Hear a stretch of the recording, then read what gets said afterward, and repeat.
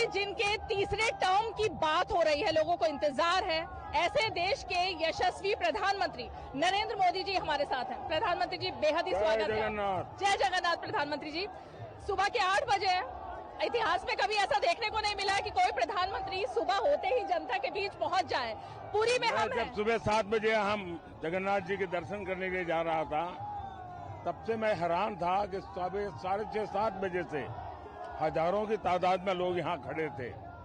मैं देश की जनता का बहुत ही ऋणी हूँ। मैं उड़ीसा की जनता का बहुत बहुत आभारी हूँ और खास करके पुरी ने पूरा मन भर दिया। आज मैं पुरी को सर झुका करके नमन करता हूँ। प्रधानमंत्री जी, पुरी में हम खड़े हुए हैं। उड़ीसा में 25 साल का यहाँ का शासन, जिनको आप सीधे चुनौती दे रहे हैं। दूसरी तरफ बंगाल भी है और साथ में बिहार भी लगता है। इस बार 5 चरण के चुनाव के बीच क्या मूड लग रहा है जनता का? 4 चरण के चुनाव, इंडी अलायंस पूरी तरह अस्त हो चुका है। अब जो चरण शुरू हुए हैं वो हमें 400 पार जाने की मजबूती दे रहे हैं। आज भी मैं मतदाताओं से कहूंगा, भारी मतदान करें, जी भर करके मतदान करें, देश के लिए मतदान करें। प्रधानमंत्री जी, हम देख रहे हैं लगातार लोग आपको कैमरों में कैद करना चाह रहे हैं अपने एक एक झलक के लिए। नारी शक्ति जिसकी आप सबसे ज्यादा बात कर रहे हैं, वाराणसी में हमने देखा एक बूढ़ी दादी अपने 4 साल के पोते को कंधे पर लेकर आई और कहा कि मोदी इनके दादू हैं। और जब मैंने उनसे पूछा, उन्होंने कहा मोदी तो भगवान है। ये आपको लगता है कि काफी ज्यादा भार आपके ऊपर डालता है, ऐसी भावना है? जब मुझे इस प्रकार की घटनाओं का पता चलता है, या मैं भी जब कभी रास्ते में चलता हूं तो ये अनुभव करता हूं, जैसे बच्ची देखिए हाथ जोड़ करके बैठी खड़ी है।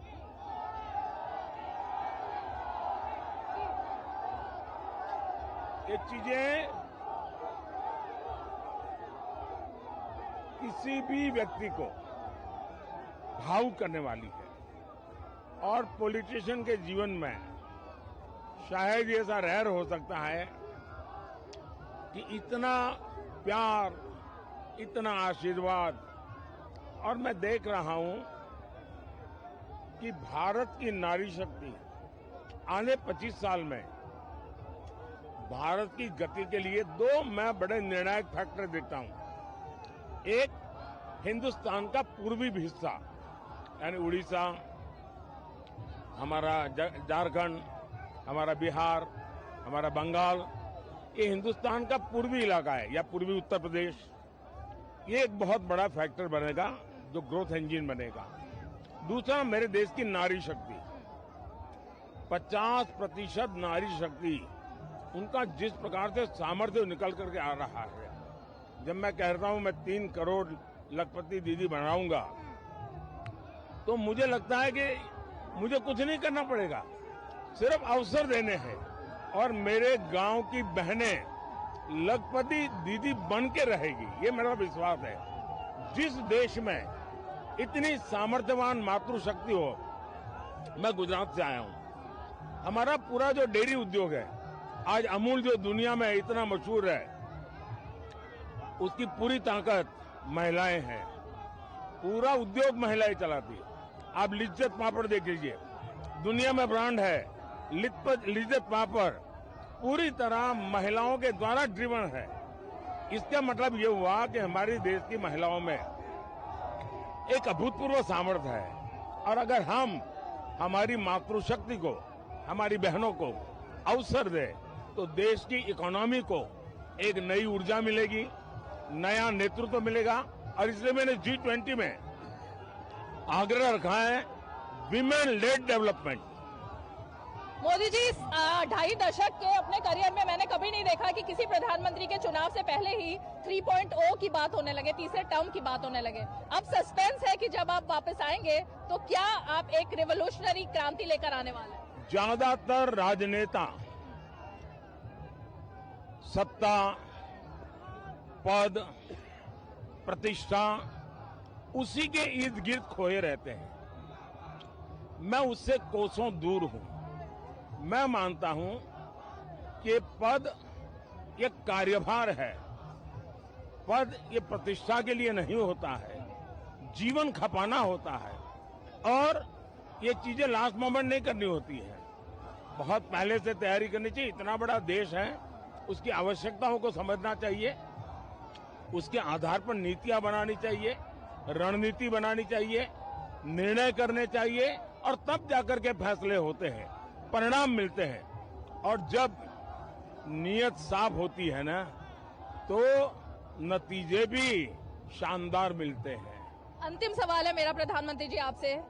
जब जब हमने देखा 14 में भी 19 में भी आपके खिलाफ जब भी कोई ऐसी भाषा का इस्तेमाल हुआ निचले स्तर पर जाकर, जनता ने और ज्यादा भरपूर प्यार और आशीर्वाद दिया।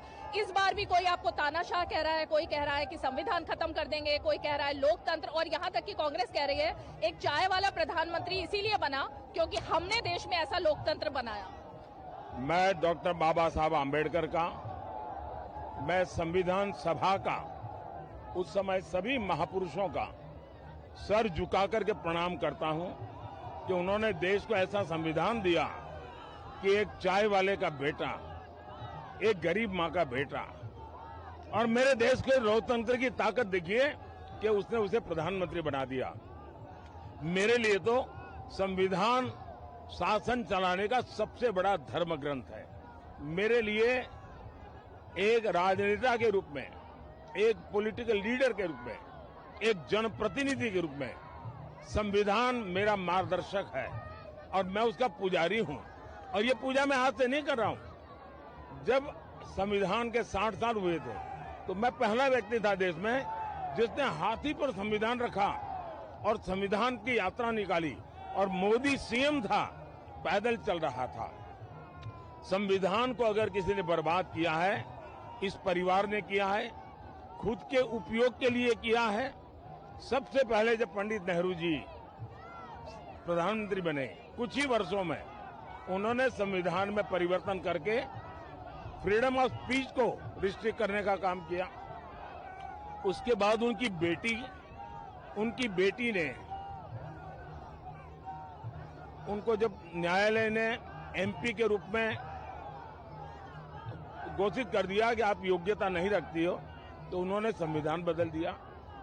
देश की जनता ने मांग की कि आपको छोड़ देना चाहिए, तो उन्होंने इमरजेंसी लगा करके संविधान के लीरे उड़ा दिए और वो बैठी रही। उसके बाद उनके बेटे आए, उन्होंने साहबानों का सुप्रीम कोर्ट का जजमेंट, उसको संविधान में इधर उधर कर करके उलट दिया, लाखों माताओं बहनों के अधिकार को छीन लिया। उसके बाद उन्होंने मीडिया को कंट्रोल करने के लिए एक बिल ले आए। उसके बाद उनके साहबजादे, जिनके पास कोई सत्ता नहीं, एमपीसी के सिवा कुछ है नहीं, उन्होंने संविधान के द्वारा बनी हुई कैबिनेट, उस कैबिनेट के निर्णय को प्रेस कॉन्फ्रेंस बुला करके लीरे उड़ा दिए और कैबिनेट को अपना निर्णय रिवर्स करना पड़ा।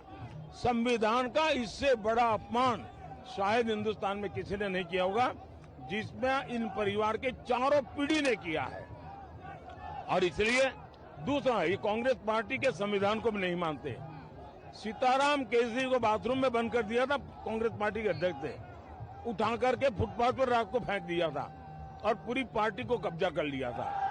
और इसलिए मैं समझता हूं कि कांग्रेस के मुंह में संविधान शब्द शोभा नहीं देता है। अंत में प्रधानमंत्री जी, आप अभी भगवान महाप्रभु जगन्नाथ जी के दर्शन करके आए, आशीर्वाद आपने उनका लिया है। आप जिन शहजादे की बात कर रहे हैं वो कह रहे हैं कि धर्म पर अगर आप उनसे बहस करेंगे तो आप जीत नहीं पाएंगे, वो चुनौती दे रहे हैं। मैं उनके धर्म के ज्ञान के विषय में जानता नहीं हूँ कुछ, और मैं अपने आप को कभी ज्ञानी कहता नहीं हूँ। मुझे तो धर्म से बहुत कुछ सीखना है। एक अगाध समुंदर है, शायद मैं 7 जन्म उसमें डुबकी लगाता रहूं तो भी मैं पूरा ज्ञान प्राप्त नहीं करूंगा। ये उसका सामर्थ्य, उसका विस्तार, उसकी विरासत इतनी बड़ी है कि मैं नहीं कह सकता हूं कि वे इतना जानते होंगे कि नहीं जानते होंगे। मुझे उनका, मेरा व्यक्तिगत कभी चर्चा हुई नहीं है और मीडिया में भी कभी धर्म पर उनका साक्षात्कार मैंने सुना नहीं है, तो मैं ये तो नहीं कह सकता हूं।